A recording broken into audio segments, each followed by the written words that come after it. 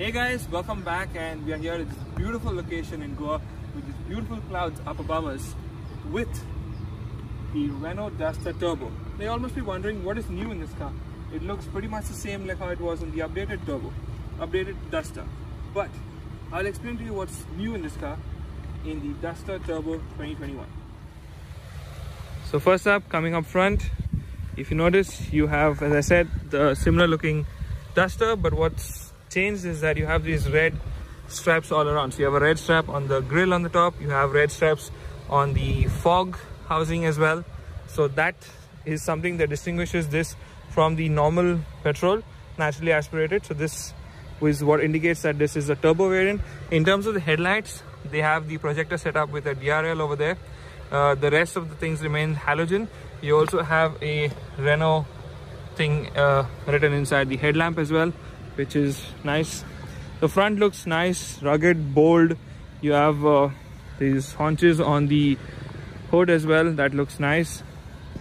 Moving on to the side, you have a similar looking design again. You have these nice diamond cut alloy wheels that have this red color around the Renault logo, again telling you that this is the turbo variant. Moving on to the side again, you have a good ground clearance. Somewhere around 205 millimeters is the ground clearance of this car.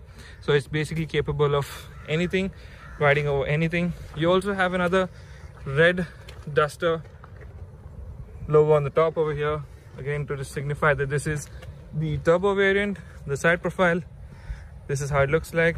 So now moving on to the rear, you have a similar looking rear end.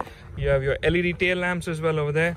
Again, you have the Duster in red telling you that this is a turbo. You also have another badge telling you that this is a turbo. You have Renault badging on this side. You have a diffuser-like treatment at the bottom, and you have an exhaust tip, which is real, which is a good thing. So now let's check the boot space in this car. Okay, so you have a pretty decent boot space. You can probably fit around 4 small bags inside, or say 2 big and 1 medium-sized bag.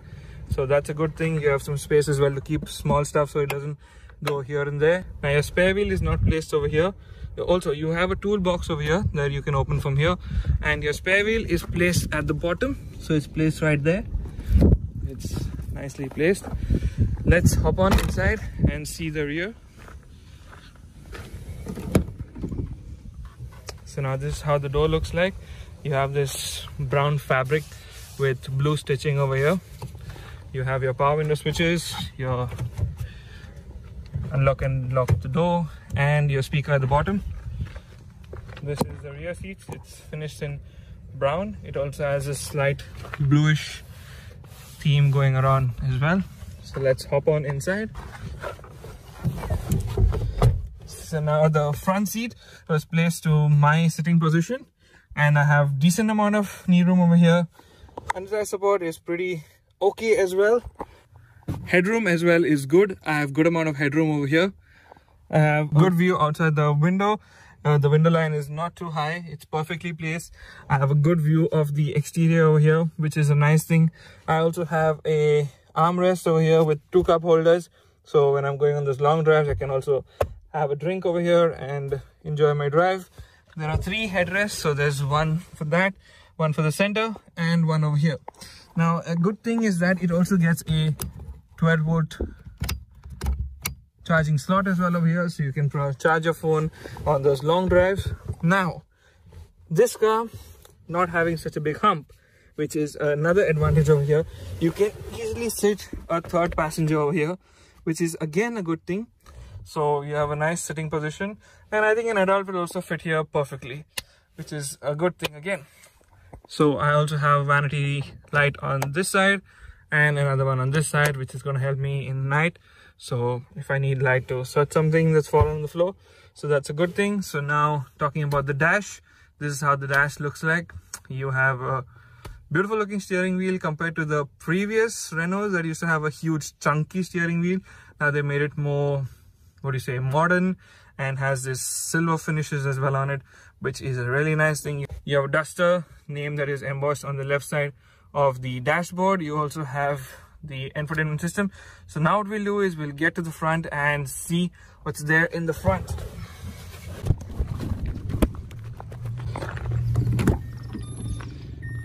So yep, this is your driver's door. You again have the fabric with the blue stitching as well over here. You have your power window switches and your mirror adjustment switches as well over here. These are how the front seats look like. Again, finished in brown and the blue theme that's going on around over here. The driver's seat and the passenger seat is manually adjustable. This is the turbo petrol manual, so you have 3 paddles down there. So let's just step inside and see what else is there. Okay, so now sitting in the driver's seat, first thing, as I said, the steering wheel. Yes, a nice looking steering wheel, feels nice to hold as well. Your Renault logo in the center and this nice silver finishes around the controls over here. Look at the analog cluster. With a lot of companies now going to digital, this has still remained with the analog, which is a really nice thing for driver enthusiast people.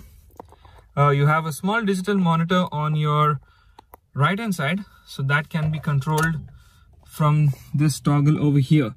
So you can basically browse through different driving data, so your mileage and your kilometers, so distance to empty and stuff like that can be viewed on that screen. Gives you a lot of information. Again, a really nice thing. You have your infotainment system right over here. So this is your infotainment system. Let's just reduce the volume. Yep, so this is your radio.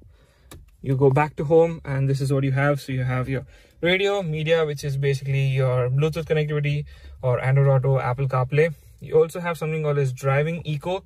So this will basically rate you on your driving. So on the acceleration, gear shifting and anticipation. So this is something nice. You can probably tap your driving skills on this.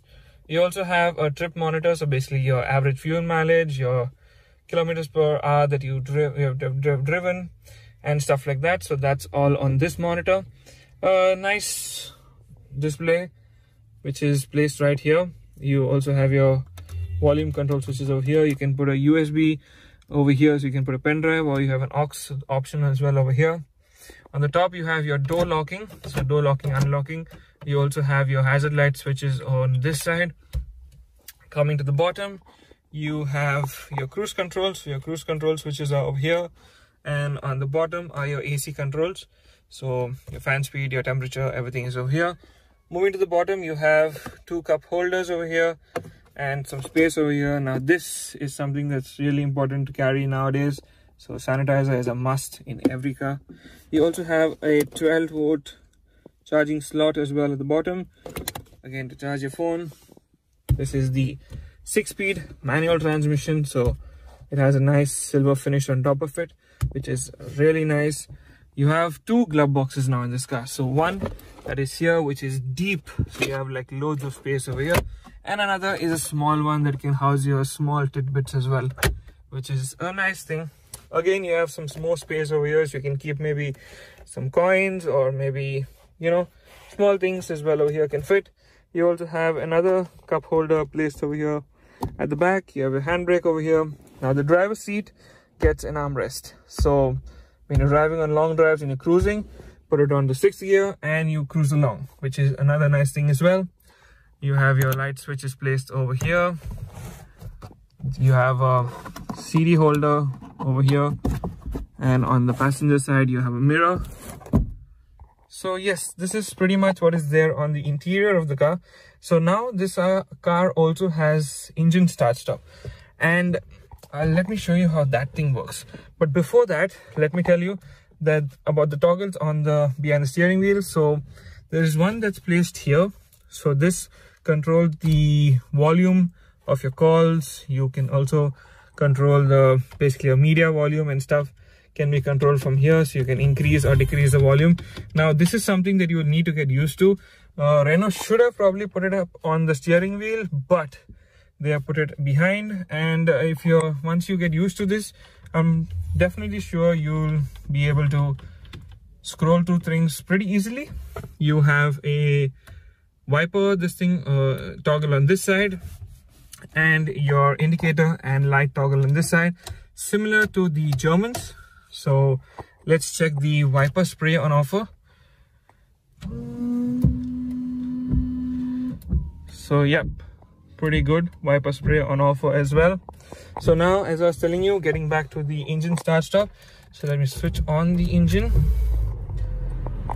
So yep, now let me reduce the fan speed.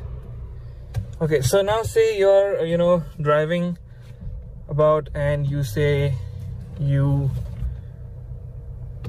stall the car. Okay, you say you stall the car. So what you need to do is, now if you don't want to show that you're a bad driver, put a leg on the clutch and voila, the car starts again. So this is what the start stop does. It's good for your traffic. So basically what it does is, you can, when on traffic lights, it goes off to save fuel, and then it comes on at the tap of your clutch. So this is a really nice thing. Now, before we go for a drive, let me show you what is new in this car, the heart. So let's go there first. Let's switch off the engine. Open the engine bay.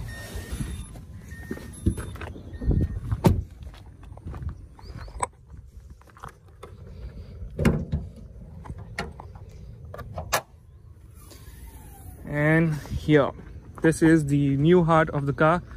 And the good thing about this is that it has a strut over there. Now, a lot of people do not give you struts even on cars that are priced higher than this. So you have a 1.3 liter turbocharged petrol engine producing somewhere around 154 bhp and 254 newton meters of torque, if I'm not mistaken, which is nice. It's compact. This is basically your layout of the engine bay. So now what we need to do is get driving and see how this car feels. Now, getting behind the wheel of the Duster Turbo, let's head out.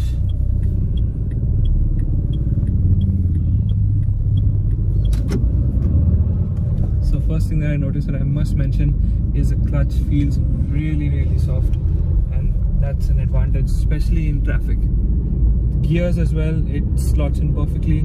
You have a nice slot of every single gear, which is again a nice thing. And we are cruising along this road right now. This car has good feedback as well from the steering. The steering it weighs well.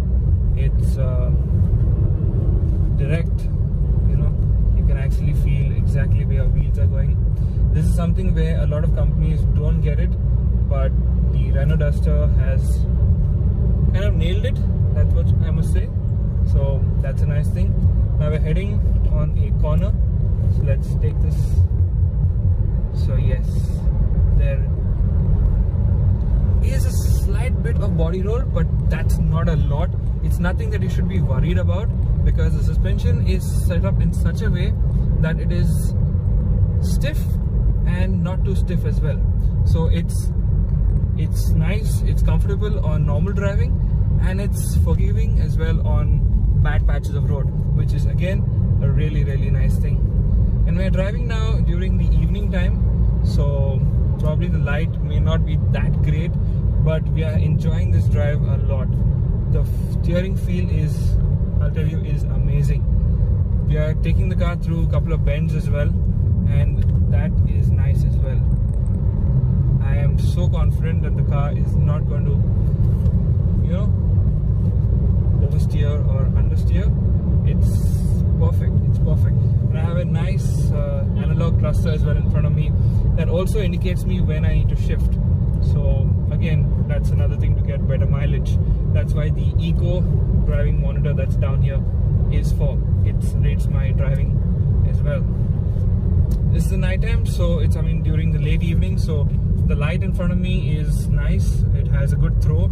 These are projector halogens, and I can see the road up front pretty clearly. High beam is good as well, so that's another nice thing. So now we're going over this bad patch of road, so let's see how this is. insulated, I must say. You really can't get all these squeaking sounds from the car. That is another thing that Renault has nailed it in the Duster, that I must say. The clutch is soft, it's very, very light, and that's a nice thing. Turning radius again is amazing. We literally took a turn in like the same length, so that's a nice thing. So again, we're approaching some rumblers. So this is how it is. Yep, very, very nice. Taking another corner, yes, and the car just sticks in the bends, which is good for a car being this size and being an SUV. In terms of the acceleration, compared to the naturally aspirated 1.5 that was on sale earlier, which used to feel a lot laggy, this turbo engine is really punchy. It makes around 156 horsepower, 154 horsepower, and we already reached the 80 km speed limit, so that's how quick it is. And it makes somewhere around 254 Newton meters of torque, which is really good. Like the previous one used to make pretty low power actually, and that felt very laggy. The diesels were nice and punchy, but the petrols were very, very laggy and boring. This petrol engine is amazing. See, I already reached the 80 km/h speed limit that quick. Again, you can go to your 6th gear quick as well, and you can cruise along. So that's a nice thing when you're on highways and stuff. Keep it on 6th gear. You also have cruise control as well on this one, so you can just switch on the cruise control and you can cruise, set the speed, and then you can cruise, which is again a nice thing, which again saves mileage and makes it a little bit more easier to drive, especially when you're doing like highway runs. So I think that's pretty much how the Duster feels. Seating comfort, amazing. I have my own armrest as well over here, as I said earlier, so I can keep my arm even while shifting gears or when I'm in the 6th gear cruising along. So really nice thing again. So this is pretty much how the Duster feels to drive. A really great thing done by Renault by turbocharging the engine and putting this new heart in it. So there'll be a lot more prospective buyers for the Duster. And with that, guys, we come to an end of the Duster Turbo review. What I have to say about the car is, as you all must be knowing, that the Duster is a proven car. If you research online and see, the Duster is capable of a lot and it's traveled different countries. Now, even though the Duster has been around for a decade, it is still capable of toppling some of the big names in the game. With that, guys, we wrap up today's video. Thank you so much for watching the video. Hope you enjoyed it. Hope you found it informative. If you have any more questions regarding the car, do let us know in the comment section down below. With that, guys, signing out for now. See you next video. So with that, guys, we are done with the drive. We have a dog right in front of us. We have Francis behind the camera and Ralston behind, showing his middle finger. Not Ralston, Francis.